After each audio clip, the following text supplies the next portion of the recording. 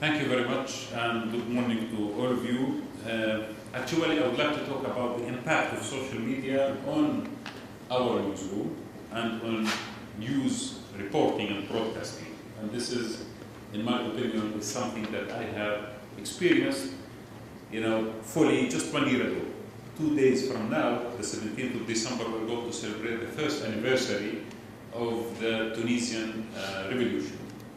And maybe if you ask me 1 year ago today, 2 days before the start of that particular revolution, about the future of the Arab world, I would have been pessimistic.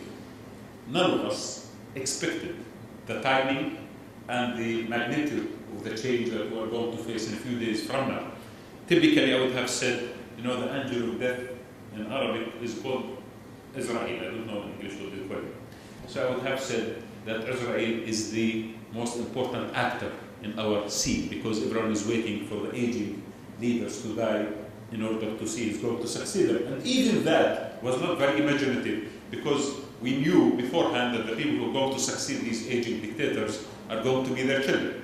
So there was no room for hope. And unfortunately, that was the scene 2 days before the start of the Tunisian revolution. Typically, newsrooms like ours, in the middle of a region like the Middle East, whereby politics and media merge together, it would have been difficult to continue reporting freely from countries like the one that we are doing. For example, giving you one example, Tunisia, where the revolution started, Aljazera was banned 15 years ago from covering Tunisia.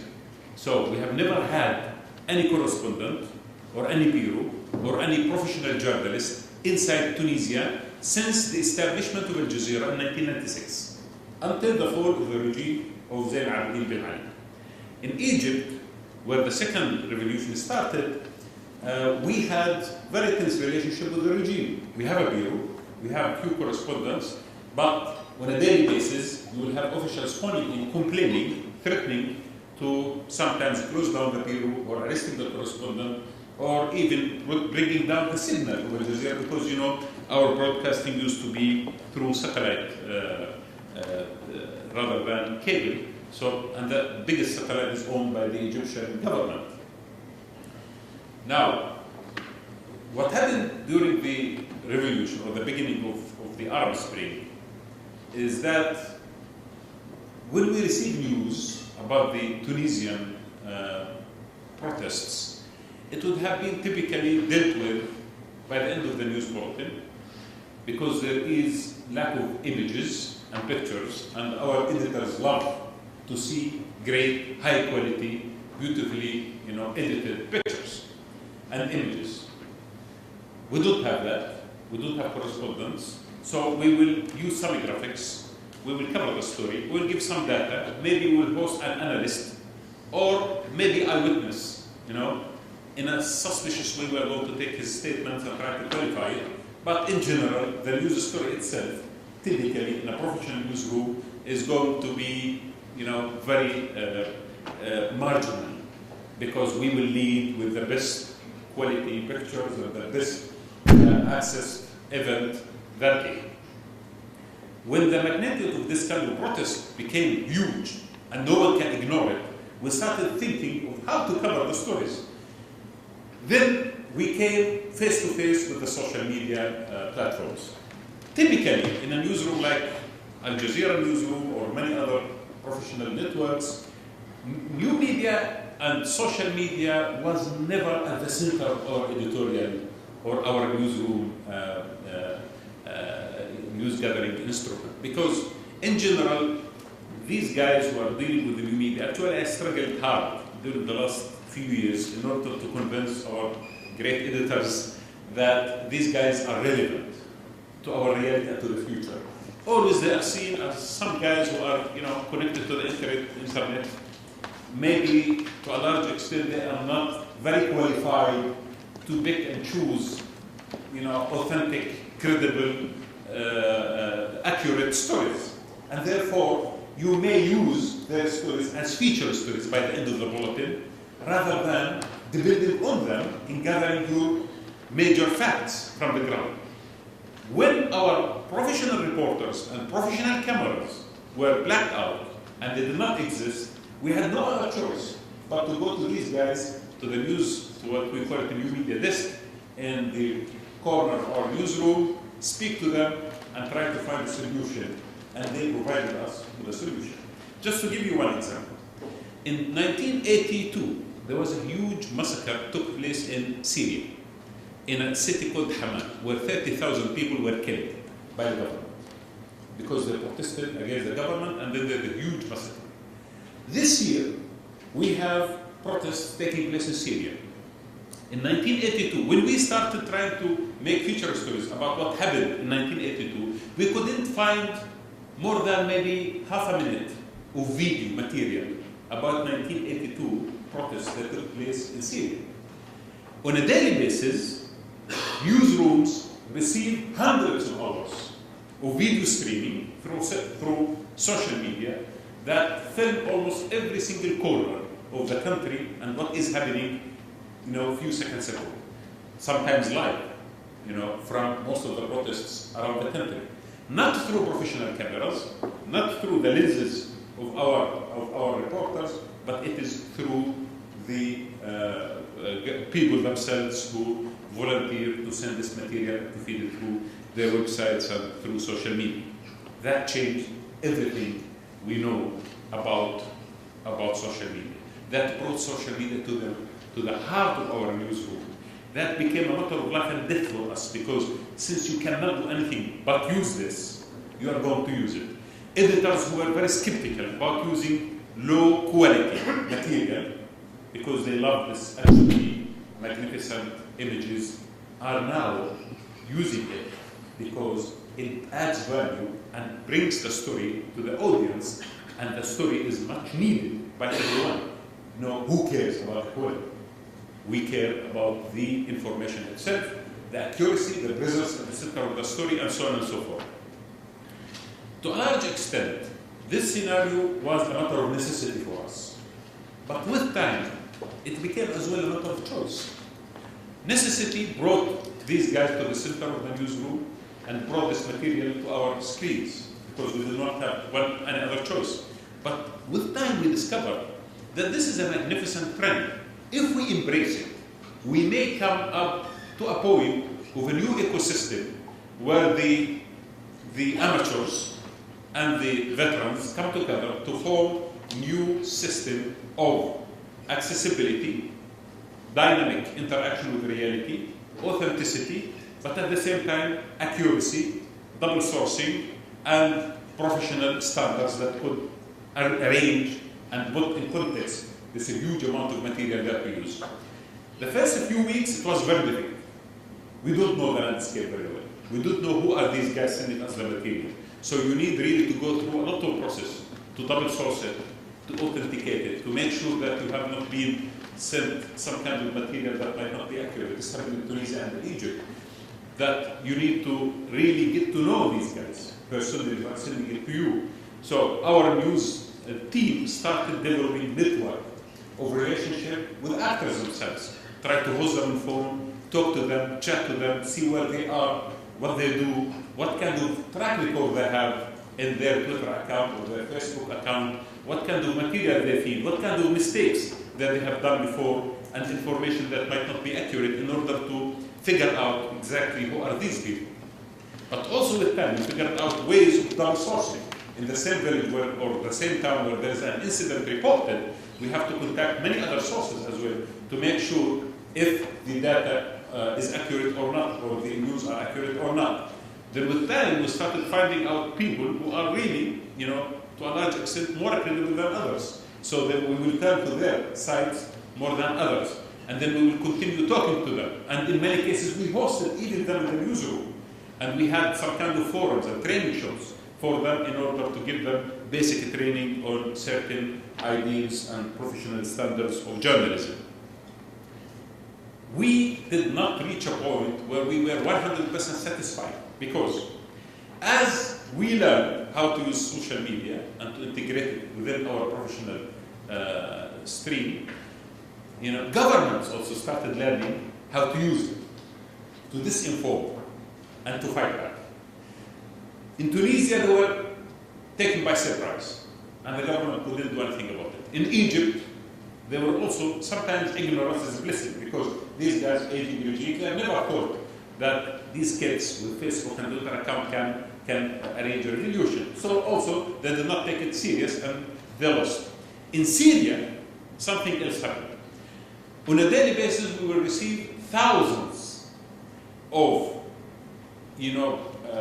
tweets and thousands of emails, and sometimes, huge amount of data, which turns to be misinformation from the regime. So they have people using social media in order to bombard our newsroom and many other newsrooms as well in the region with information that is not accurate, sometimes exaggerating evidence by saying that the army has invaded this village and they killed 40 people. Some newsrooms might, by mistake report that. And of course, the government will prove that that was not true, and the credibility of this institution will be lost. We had some problems with this kind of scenario, because when you receive 20, 30 reports simultaneously from one village telling you that this is the killing, and giving some names, and giving some images, and giving some kind of emotional input, you may fall in the trap of believing that. It happened to us in Libya, and it happened to us in Yemen, and it happened to us in Syria. But with time, we started realizing that we have been attacked, and we have been targeted by governments in order to discredit our output. We decided to verify what we received in much better ways, and to put it in context, and to make our editors aware of what and how these governments are using social media against us. And that actually, in a moment of time, we had to apologize as well to our audience for certain mistakes that we made with the screen. And we explained to them, why are we making these mistakes? We do not have professional reporters on the ground. We are using social media. Sometimes governments as well are trying to infiltrate that and use it against us. And we are sorry for this particular story and that particular story. And this is what accurate and this is what not accurate. As government learned how to use social media, protesters themselves also started learning new techniques in order to authenticate the stories. For example, a story we received one day from Yemen telling us that this group of people have been tortured by the police. And unfortunately, the newsroom put it on the screen to realize that these images were not actually taken in Yemen. It was in Iraq 2003 or 2004. We had to apologize to the audience.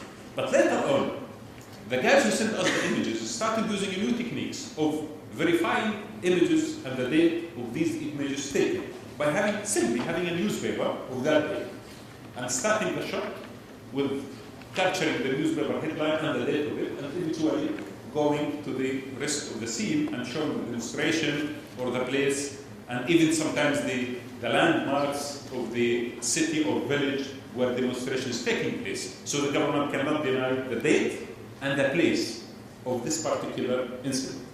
And that was actually very useful technique. As audience started to understand the details of what we do, they started as well to help us more. And it is a learning experience. The newsroom is learning, the participants and the social media activists learn, and the audience as well become much more aware of what we do. And also governments sometimes become much more aware of what we do. But it is a great experience. It is a learning experience where we succeeded in breaking the monopoly of the state over information and data, and empowering the audience and the public of having their voice and reclaiming their dignity in order to express their opinion. That has happened and is still continuing to happen in Syria and in Yemen and many other places. What I will be very worried about during the next phase is how to continue this momentum and take it forward in building new alternatives and the new regimes in our society, in building democracy itself. Protesting is one thing. I think we have succeeded, or the Arab world has succeeded in realizing the potential of their voice, the potential of their opinion, and the potential of peacefully able to sometimes, of course, most of the time, if you exclude Libya, to overcome a regime. But after now, you're going to engage in long-term dialogue for new constitutions, new political landscape, and a new political reality. You need new political imagination. You need some kind of consensus of defining the interest of the state. To what extent social media could be helpful? I have noticed one thing. During the last few weeks, we had elections in Tunisia and we had elections in Egypt. And unfortunately, those who have participated in initiating revolutions and protests were excluded from the political process.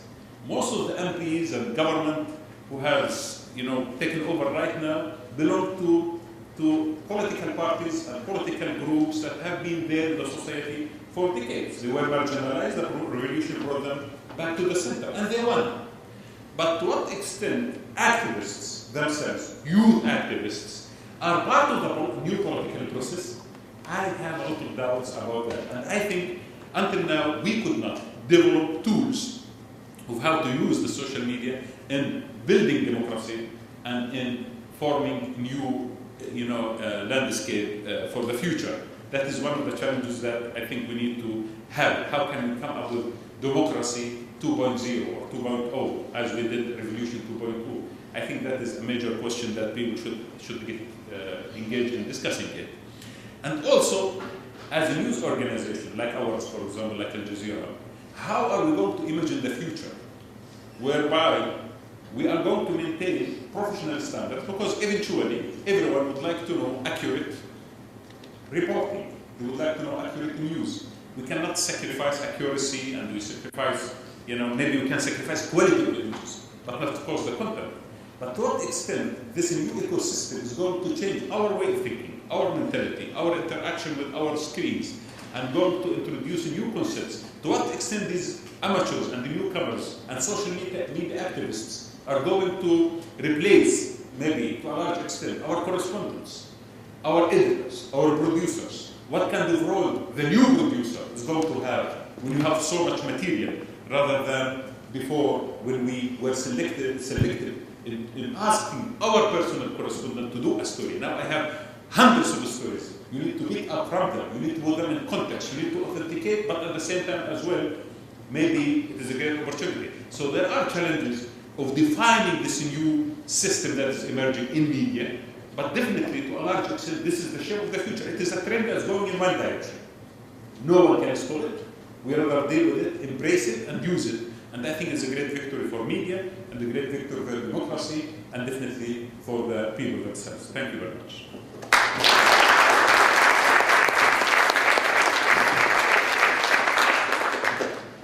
Questions for Wadah?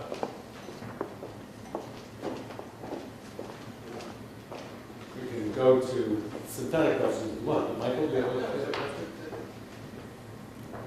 It's a serious question. I'm an ex-newspaper reporter, and most of the journalists I know, the mainstream journalists I know, are highly resistant to these things. They consider it work. I'd like to know, from your higher level point of view, you've made the case, but in terms of being a manager and a leader of people in organizations, how do you overcome your own internal resistance and insurgencies to what people might consider to be a threat to how they make a living? Yes, people were very skeptical. I agree with you. However, necessity forced everyone to embrace this new trend because we had no other choice. I tell you, on a news gathering, that was necessary. But also even on distribution, it was a necessity. For example, one day the government of Egypt decided to bring down the signal of Al-Jazeera from the main Arab satellite called Nice. And for a moment, we were reporting the news to ourselves in the newsroom. For a few hours, the Arab world was not watching Al Jazeera. This is at the peak of the Egyptian revolution. Now, what I'm going to do? I found myself heading towards the new media list, speaking to the guys, telling them, please send tweets, send through our Facebook, through every social platform, our new frequency that we have just taken in order to replace the previous frequency. And they succeeded in spreading the message all over the Arab world. So it was the only way that we could reclaim our audience back. And in many ways, iPad and iPhone and all other platforms were the only way to view Al-Jazeera through this kind of. So it was a necessity. But as I said, as we did with this necessity, we discovered the potential of it. And we felt that it is not really threatening our traditional culture. It might enhance it and add to it and complement it. There's a certain irony here, because of course I'm from a country where you have a lot of, ostensibly, a lot of choices. What you're saying is the absence of choice drives you into these things. You really don't have a choice if they go after it. It started like the crisis ended the debate, is what I heard, and once you tried it, you liked it. Exactly. Yes, please. Yeah, I'm wondering if there is a larger issue emerging, more common to all the presentations I've heard so far, about the relative weight of social media and, in a way, a democratical mass feedback versus experts.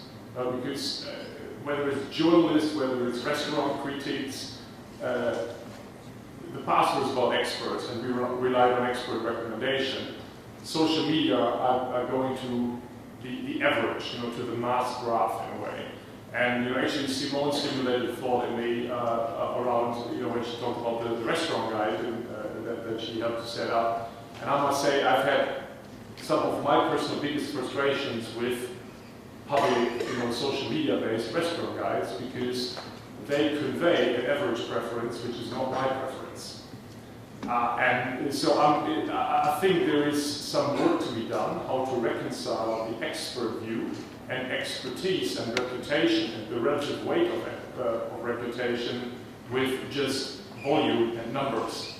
And I'd just like to leave that a thought for a discussion, and maybe you have some views on that, because I guess the role of the journalist, the way you describe it, is evolving to become an editor of masses of source content that comes from all over the place, and you then need an expert filtering system in a way. And I think that's a more generic thing that we will see elsewhere as well. If I could just build on Jens' comment, I think whether in some cases expert versus amateur, in some cases it's been true versus false, right? So Andreas talked about what's true information and the ability to figure that out, and you talked about the warfare between the two. Yeah. There is something emerging as well, in my opinion. I believe in the wisdom of the people. I think the masses at this moment in time are not the mobs that might, invade the scene and change reality in a chaotic way. I think the masses in the Arab world at this moment in time behaved in much more wiser way than governments, and they were able to learn and to be dynamically, on top of the story rather than governments who are much more organized. This is number one. Second, masses are much more wiser than elite. Analysts and great, researchers and so on and so forth who have built for decades on our screens to analyze the situation were proven wrong. And people had a sense of accuracy in what they would like to see and how they are going to achieve it, much more than the elite. And so also, again, I trust people more than I trust the elite. And I think on the screen, the more that you have these kind of voices, the more that your screen is close to the reality. So field reporting is going to change the way that we will report the news, because we are available everywhere, almost in every corner, reporting through every kind of platform. And second, this new collective understanding of the destiny and the future is overpowering the constraints that centers of power are putting. These centers of power could be states, governments, could be even commercial entities, and could be as well, well-established organizations. Sometimes media organizations as well become center of power that has its own interest and divert the opinion in that particular interest. I think what we see, people reacting against centers of power, redefining the game, and they become the center of legitimacy and at the same time the center of action. Let's thank Wadah for his contribution.